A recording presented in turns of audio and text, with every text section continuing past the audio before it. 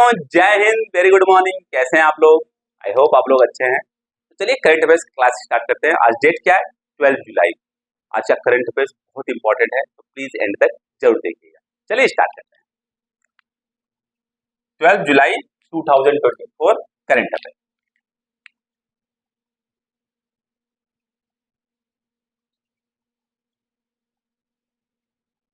Current affair सबसे पहला, grow with tree, grow with trees plantation campaign किसने launch किया?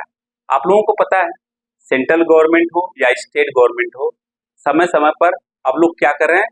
वृक्षारोपण की बात कर रहे हैं, ट्री प्लांटेशन की बात कर रहे हैं, क्योंकि जो बढ़ता हुआ पोल्यूशन है वह हमारे देश के लिए और पूरे दुनिया के लिए खतरा है। उसको सबसे सही तरीके से किस तरीके से कंट्रोल किया जा सकता है? सबसे आसान तरीके से, सिंपल सा है, पेड़ लगाओ। अधिक से अधिक पेड़ लगाएंगे तो क्या होगा? वो पेड़ करेगा क्या? कार्बन डाइऑक्साइड को लेगा और ऑक्सीजन को रिलीज करेगा। सबसे आसान तरीका है पूरे पोल्यूशन को कंट्रोल करने का। तो इसलिए समय समय पर सेंट्रल गवर्नमेंट हो या स्टेट गवर्नमेंट हो या कोई और ऑर्गेनाइजेशन हो, वो क्या बात कर रही है? प्लांटेशन की बात करिए, ट्री प्लांटेशन की बात करिए। ग्रो विथ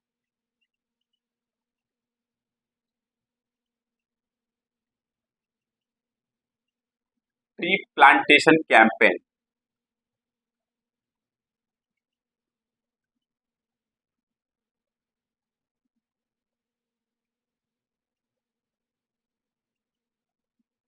किसने लॉन्च किया है?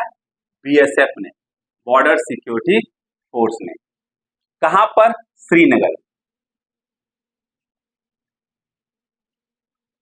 श्रीनगर में जो बीएसएफ का हेडक्वार्टर है, वहां पे वो लोग क्या करेंगे? पेड़ लगाएंगे। एसबीआई के साथ मिलकर और स्कूल के बच्चों के साथ मिलकर काम करेंगे। एसबीआई, स्कूल के बच्चे, स्कूल स्टूडेंट्स एंड जवान के साथ, आर्मी के साथ मिलकर क्या करेंगे? बीएसएफ के हेडक्वार्टर में ट्री का प्लांटेशन करेंगे। अब बीएसएफ न्यूज में आ गया, तो बीएसएफ का फॉर्मेशन कब हुआ था? देखते हैं। 1 दिसंबर 1965 को। क्यों बनाया गया था? आप लोगों को पता है 1965 का युद्ध भारत और पाकिस्तान के बीच में हुआ था। उस समय पाकिस्तान जो है, वेस्ट पाकिस्तान और ईस्ट पाकिस्तान, जो आज का बांग्लादेश है वह ईस्ट पाकिस्तान था। उस समय युद्ध था और भारत ने अच्छे से पाकिस्तान को धोया था। प्रॉब्लम क्या थी? पाकिस्तान हमेशा क्या करता है ना, पीछे से हमला करता है, बताकर कभी हमला नहीं करता, पीछे से हमला करता है। तो बॉर्डर की सिक्योरिटी के लिए बाद में जाकर एक फोर्स बनाया गया जो कि 24/7 बॉर्डर की क्या करे? सुरक्षा करे। उसका नाम क्या रखा गया? Border security force.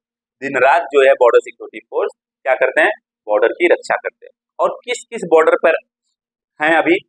Pakistan, Bharat और पाकिस्तान बॉर्डर पर, भारत और बांग्लादेश बॉर्डर पर। ओके, ध्यान दीजिएगा।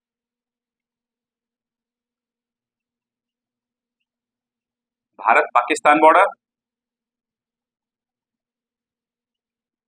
और भारत बांग्लादेश बॉर्डर।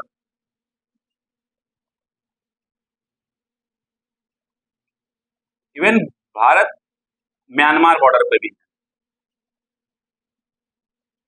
ध्यान। Okay, got it? Note down कर लीजिए, बहुत इंपॉर्टेंट है। क्या है? Grow with the tree plantation campaign किसने लॉन्च किया है? नोट डाउन कर लीजिए। वर्ल्ड पॉपुलेशन डे कब मनाते हैं? वर्ल्ड पॉपुलेशन डे कब मनाते हैं? देखते हैं।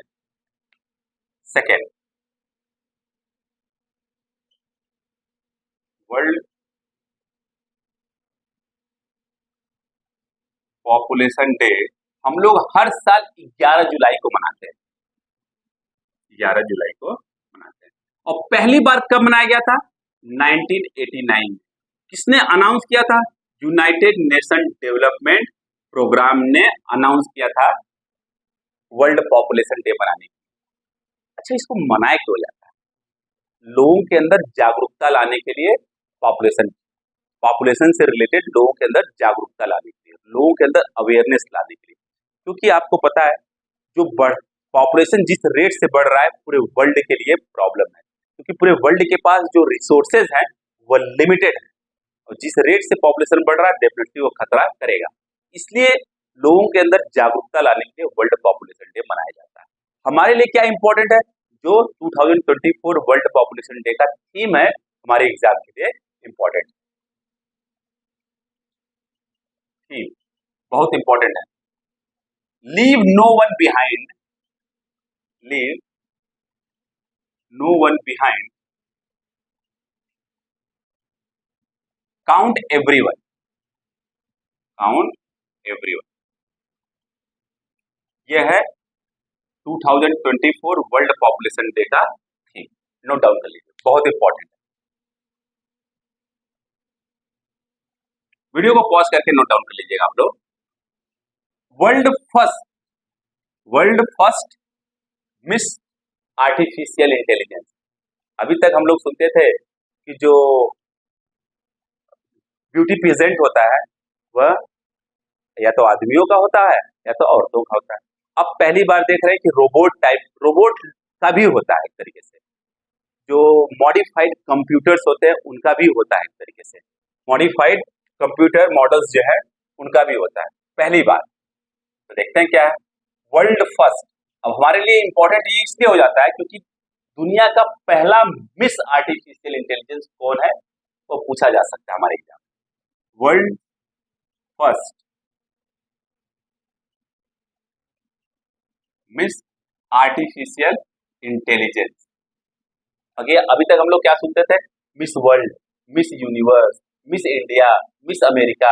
अब क्या सुन रहे हैं, मिस आर्टिफिशियल इंटेलिजेंस। एक तरीके से क्या है, रोबोट। तो कौन बना है दुनिया का पहला, केंजा लेली। केंजा लेली ये है कहाँ की, ध्यान दीजिएगा, यह आर्टिफिशियल इंटेलिजेंस है। एक तरीके से आप कह सकते हैं कि यह रोबोट है, यह मोरक्को की।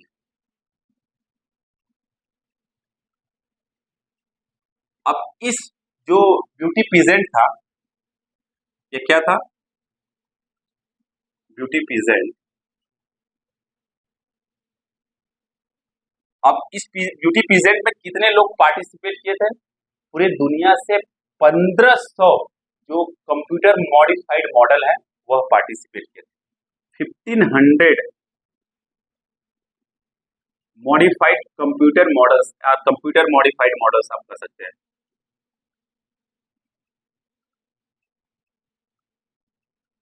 एक तरीके से आप कह सकते हैं कि रोबोट्स ने कितने, 1500। अब उसमें से कौन जीता है, केंजा लेली जो कि मोरक्को की। तो ध्यान दीजिएगा क्योंकि दुनिया की पहली मिस आर्टिफिशियल इंटेलिजेंस है, हमारे एग्जाम के लिए बहुत इंपॉर्टेंट होता है। नोट डाउन कर लीजिए।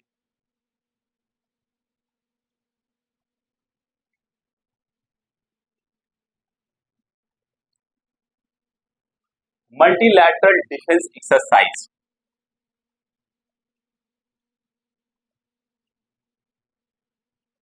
मल्टीलैटरल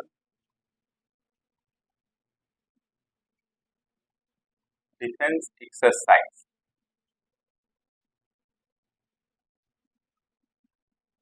अब इसका नाम क्या है, मल्टीलैटरल डिफेंस एक्सरसाइज का, देखते हैं। Exercise pitch black 24, exercise pitch black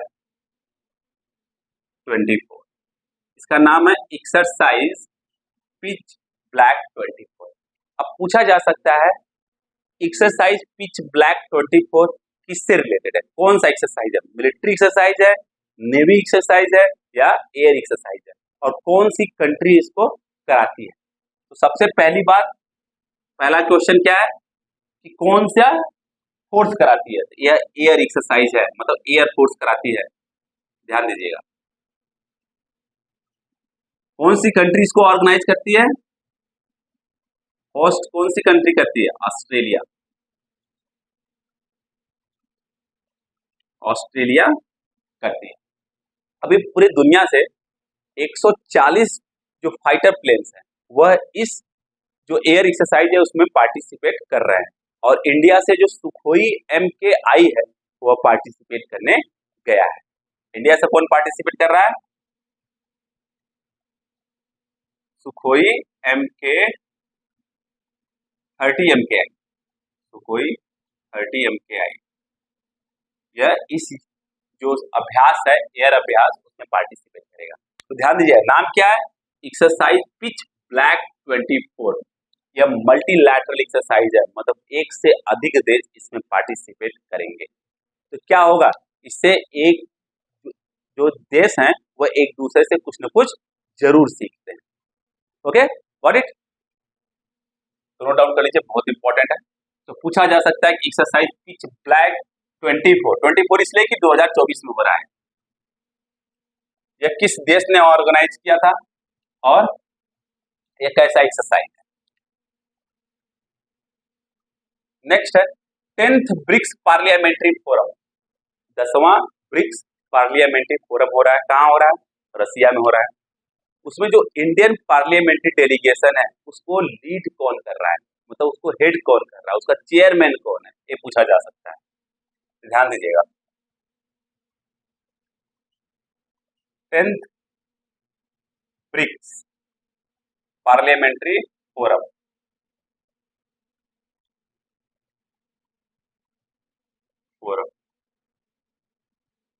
कहाँ पे हो रहा है, रसिया में हो रहा है। और इसमें पार्टिसिपेट करने के लिए जो इंडियन पार्लियामेंट डेलीगेशन है वो जा रहा है, इंडियन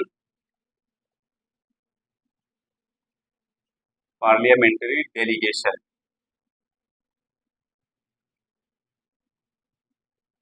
और इसमें कौन कौन जाएगा, लोकसभा के स्पीकर है, राज्यसभा के डिप्टी स्पीकर है, और लोकसभा के जो जनरल सेक्रेटरी हैं वो राज्यसभा के जनरल सेक्रेटरी हैं वो जाएंगे।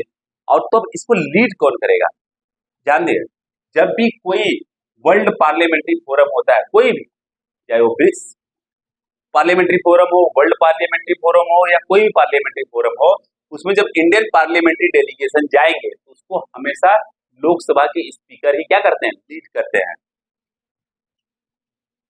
Lead by Lok Sabha speaker.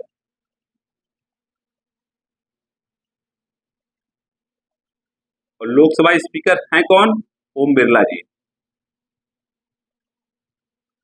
यह दूसरी बार लोकसभा के स्पीकर बने। 17th लोकसभा के स्पीकर थे और 18th लोकसभा अभी चल रहा है और उसके भी स्पीकर। तो नोट डाउन कर लीजिएगा, 10th ब्रिक्स पार्लियामेंट्री फोरम कहाँ ऑर्गेनाइज हो रहा है, रसिया में। तो इंडियन पार्लियामेंट्री जो डेलीगेशन है वो जा रहा है वहां पे, उसमें पार्टिसिपेट करने के लिए उसको लीड कौन करेगा, हमेशा लोकसभा के स्पीकर ही लीड करते हैं, इसको ध्यान दीजिएगा हमेशा। First state in the country, first state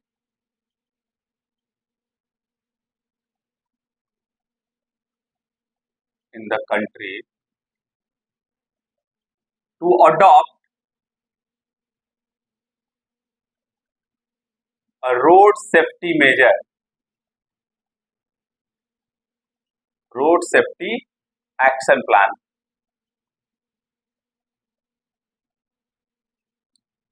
first state in the, पहला राज्य बना है कंट्री के अंदर जिसने क्या अडॉप्ट किया है, रोड सेफ्टी एक्शन प्लान। को कौन सा स्टेट है, राजस्थान, ध्यान दीजिएगा, कौन सा स्टेट है, राजस्थान।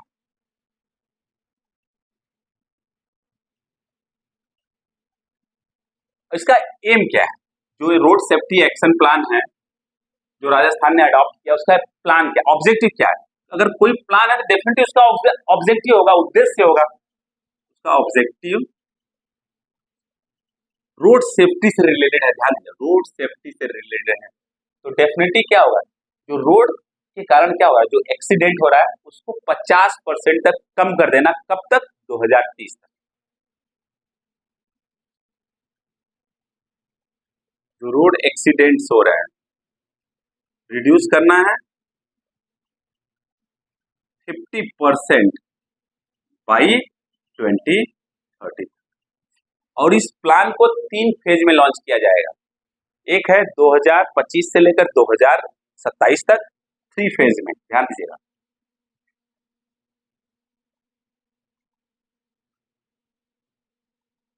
टू 2025 से लेकर 2027 तक, फिर 2027 से लेकर 2030 तक, फिर देन 2030 से लेकर 33 तक 3 फेज में इस प्रोग्राम को लॉन्च किया जाएगा। 2030 तक 50% रोड एक्सीडेंट को खत्म कर देना है, फिर उसके बाद फर्दर उस पर विचार किया जाएगा कितना और आगे काम करना है। इसमें किया क्या जाए, वही जो रोड में रोड सेफ्टी मेजर लिया जाता है, हेलमेट पहन के चलना है, अगर 4 व्हीलर में चलते हैं तो बेल्ट लगा कर चलना है, 2 गाड़ियों के बीच में डिस्टेंस जो है मेंटेन करना है, और जो भी ट्रैफिक रूल्स है उसको फॉलो करना है। ये सब इसका मतलब जो रोड सेफ्टी प्लान्स है उसमें ये सब मेजर लिए जाएंगे।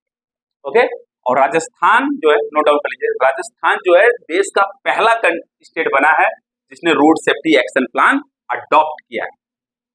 तो मेन चीज क्या है, 2030 तक 50% रोड एक्सीडेंट खत्म कर देना है, रिड्यूस कर देना है।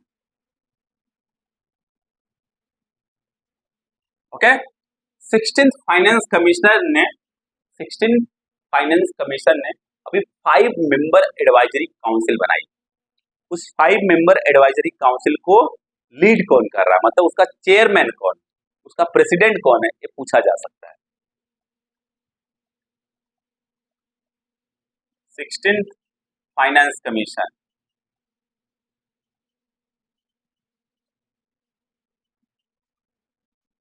इन्होंने क्या किया है, एक 5 मेंबर्स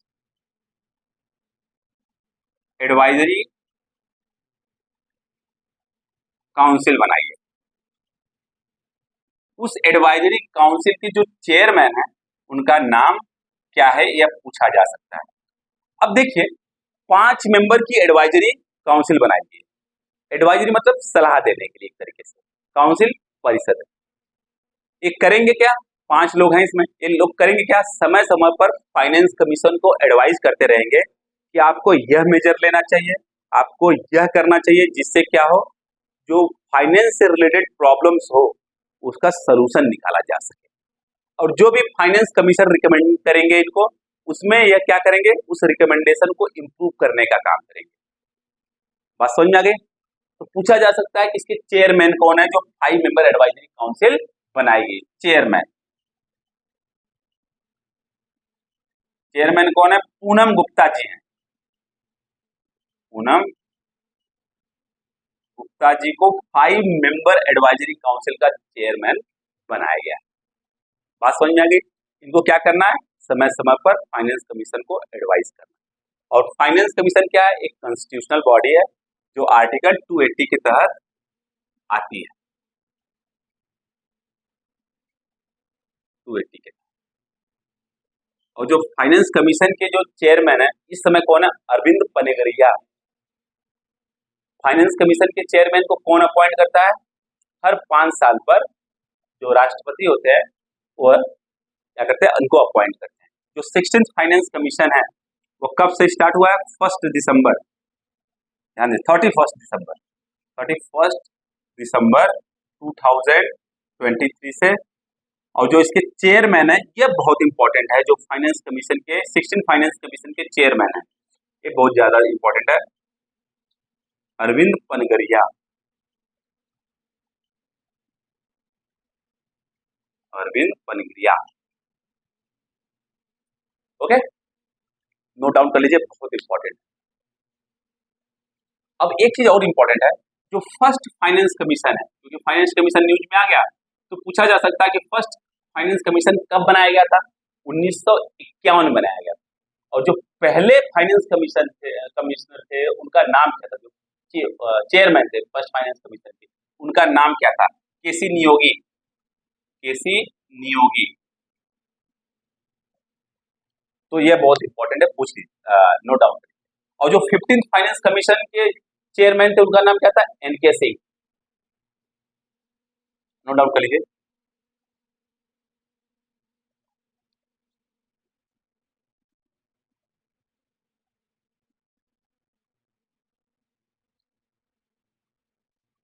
अपॉइंटेड एज, नेक्स्ट है,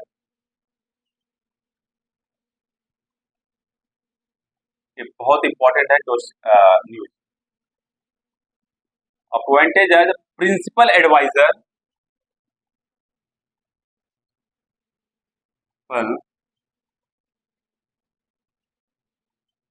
adviser for national tuberculosis, national tuberculosis, जिसको हम लोग क्या बोलते हैं, TB elimination programme.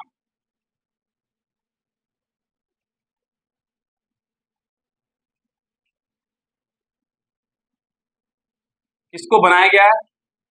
Doctor Soumya Swaminathan को बनाया गया है। ध्यान दीजिए, appointed as principal adviser for national tuberculosis elimination programme. तो एक नेशनल NTEP है, ये क्या है? National tuberculosis elimination programme. इसके लिए एक प्रिंसिपल एडवाइजर बनाया गया है, उनका नाम क्या है पूछा जा सकता है, डॉक्टर सौम्या स्वामीनाथन, स्वामीनाथन। अब एक क्वेश्चन आ सकता है, ये किसके द्वारा बनाई गई है या हेल्थ से रिलेटेड है? आप देखिए, ट्यूबरकुलोसिस है ना, उसको खत्म करना है, तो मतलब स्वास्थ्य से रिलेटेड है, तो जो स्वास्थ्य मंत्रालय है वही बनाए होंगे इनको। Appointed by ministry of health and family welfare. Short में याद करने का तरीका है ministry of health and family welfare. Okay, इनके द्वारा बनाया गया। अब ये करेंगे क्या? देखिए क्या है, ये एडवाइजर है, प्रिंसिपल एडवाइजर है। तो ट्यूबरकुलोसिस को खत्म करने के लिए, टीबी को खत्म करने के लिए जो भी समय समय पर मेजर लिए जाएंगे, उसके लिए क्या करेंगे? जो ministry of health and family welfare है उनको रिकमेंड करेंगे, कुछ मेजर्स बोलेंगे लेने के लिए कि जिससे कि आप लीजिए मेजर्स, जिससे क्या हो सके, जो टीबी है उसको खत्म किया जा सके। पक्का? No problem. और जो इंडिया का टारगेट है टीबी को खत्म करने का, कब तक है? ये बहुत ज्यादा इंपॉर्टेंट है। टारगेट ईयर क्या है? 2025, मतलब अगले साल तक टीबी को भारत से निकालकर फेंक देना है, मतलब खत्म कर देना है। अब थोड़ा सा डॉक्टर सौम्या स्वामीनाथन जी के बारे में जान लेते हैं। यह WHO की चीफ साइंटिस्ट भी रह चुकी है, चीफ साइंटिस्ट भी रह चुकी है। Indian council of medical research की डायरेक्टर जनरल भी रह चुकी हैं, Indian director general of ICMR, Indian council of medical research, और WHO की चीफ साइंटिस्ट भी रह चुकी है।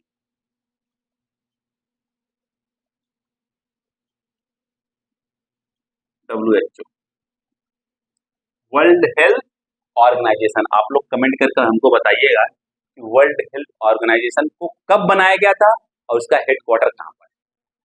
ओके, तो नोट डाउन कर लीजिए, बहुत इंपॉर्टेंट है। ओके, और जो है नेशनल ट्यूबरकुलोसिस एलिमिनेशन प्रोग्राम है, कब लॉन्च किया गया? देखिए, जब से हम लोग आजाद हुए हैं, समय समय पर टीबी का प्रॉब्लम हमारे देश में बहुत रहा है, तो समय समय पर कोई ना कोई प्रोग्राम लाया गया था टीबी को खत्म करने के लिए। जैसे 1962 में लाया गया था, फिर 1993 में लाया गया था, परंतु मेन पूरे पूरे कंट्री के अंदर लॉन्च जब हुआ था, तो पहली बार कब हुआ था? 1997 में। तो जो है नेशनल ट्यूबरकुलोसिस एलिमिनेशन प्रोग्राम है, 1997 में भारत में लॉन्च किया गया था। इसका उद्देश्य था कि 2025 तक टीबी को भारत से खत्म कर देना। पक्का? टीबी में होता क्या है, आप लोगों को पता है, मेन जो प्रॉब्लम था, किस ऑर्गन को ये टीबी मतलब डैमेज करता है? लंग्स को डैमेज करता है।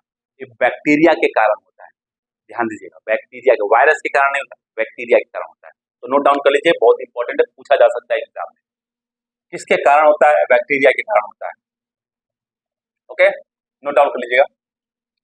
और कौन सा बैक्टीरिया, ये भी पूछा जा सकता है, कभी कभी एग्जाम में पूछा जाता है। माइकोबैक्टीरियम ट्यूबरकुलोसिस, माइकोबैक्टीरियम ट्यूबरकुलोसिस लिख दे रहा हूं मैं, आप लोग देख लीजिए।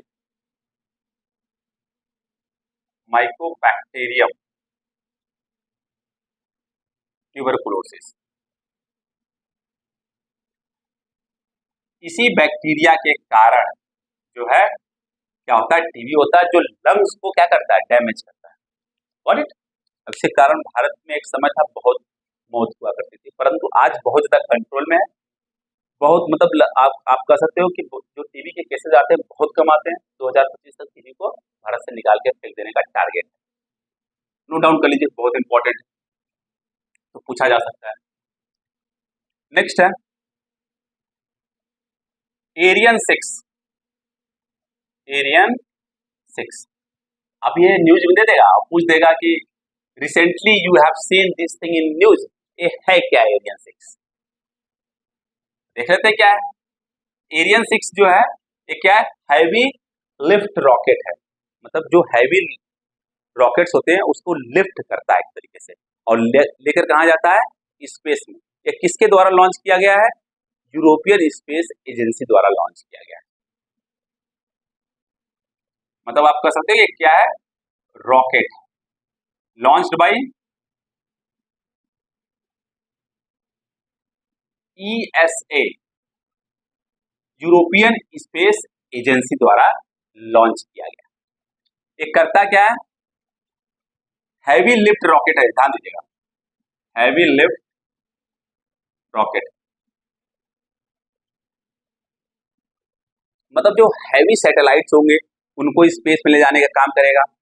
जो कैप्सूल होता है उसको स्पेस में ले जाने का काम करेगा। कैप्सूल का मतलब जैसे मान लीजिए स्पेस में एस्ट्रोनॉट्स जा रहे हैं, तो कैप्सूल में बैठ गए तो जाएंगे, तो उस कैप्सूल को स्पेस में ले जाने का काम करेगा। तो एक तरीके से एरियन 6 जो है वह हैवी लिफ्ट रॉकेट है, जो कि यूरोपियन स्पेस एजेंसी द्वारा लॉन्च किया गया है। इसको दिमाग बैठा लीजिए, यूरोपियन स्पेस एजेंसी द्वारा लॉन्च किया गया है। तो नोट डाउन कर लीजिए, अभी लॉन्च किया गया है और यह हैवी पेलोड्स ले गया है, सैटेलाइट जैसे कि सैटेलाइट्स और कैप्सूल ले गया है, मेनी सैटेलाइट्स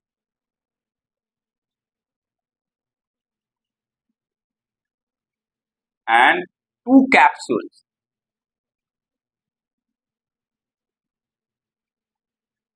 कैरी किया है कहां पर, कैरिड इनटू स्पेस। मतलब अंतरिक्ष में अभी बहुत सारे सैटेलाइट ले गया है यह रॉकेट, और 2 कैप्सूल्स को भी ले गया है rocket. Got it, no problem, note down कर लीजिए, बहुत इंपॉर्टेंट है।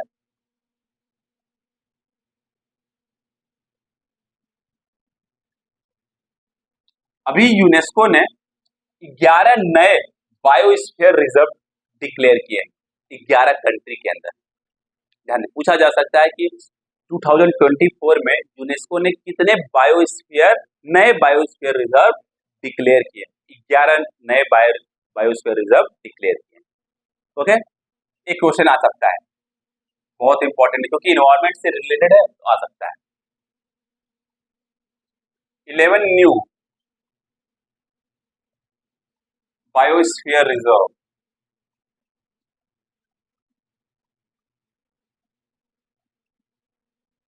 have been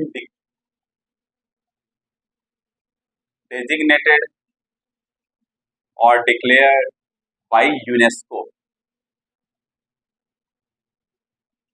in 11 countries। अब कौन कौन सी कंट्रीज है वो हमारे लिए इंपॉर्टेंट नहीं,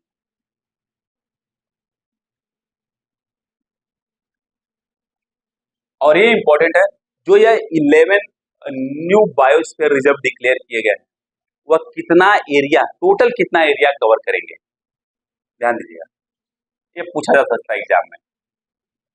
total area covered by these biosphere, by these 11 biosphere reserve BR कितना है, 37,400 स्क्वायर किलोमीटर। अब कौन पूछा, एक क्वेश्चन और पूछा जा सकता है एग्जाम में कि जो बायोस्फीयर रिजर्व है उसको कौन डेजिग्नेट करता है, कौन डिक्लेयर करता है, तो यूनेस्को करता है। पहली बार कब यूनेस्को ने बायोस्फीयर रिजर्व डिक्लेयर करना स्टार्ट किया था, 1971 में। फर्स्ट टाइम कब डिक्लेयर किया था, 1971 में। ध्यान दीजिएगा, 1971 में पहली बार बायोस्फीयर रिजर्व डिक्लेयर किया गया। इंडिया में कितने बायोस्फीयर रिजर्व है, 18 बायोस्फीयर रिजर्व है इंडिया के अंदर, 18 BR हैं इंडिया के अंदर। पहला बायोस्फीयर रिजर्व इंडिया में कब डिक्लेयर किया गया था, 1985 में, सॉरी 1986 में। 1986 में उस बायोस्फीयर रिजर्व का नाम क्या है? Nilgiri biosphere reserve. Nilgiri biosphere reserve कहां पर है? तमिलनाडु। ओके, तो बायोस्फीयर रिजर्व अगर डिक्लेयर कर दिया जाता है तो जो वहां पे वाइल्ड लाइफ होते हैं, जो पेड़ पौधे होते हैं, उनको क्या किया जाता है? एक तरीके से सेफ्टी प्रोवाइड किया जाता है, सिक्योरिटी प्रोवाइड किया जाता है। ओके, जैसे नेशनल पार्क होते हैं ठीक उसी तरीके से। नेशनल पार्क क्या होता है? Country with in country, country declare करती है, बायोस्फीयर रिजर्व को डिक्लेयर करता है, थोड़ा बड़े लेवल पे होता है, उसको डिक्लेयर करने का काम यूनेस्को का। Got it? तो आज के लिए बस इतना ही। जाने से पहले अगर आपको ये पसंद आए तो प्लीज इसको लाइक शेयर सब्सक्राइब जरूर करिएगा और बेल आइकन दबाना तो बिल्कुल मत भूलिएगा। ओके, अदरवाइज नोटिफिकेशन मिस कर देंगे आप लोग। बाय बाय, टेक केयर, पढ़ते रहिएगा।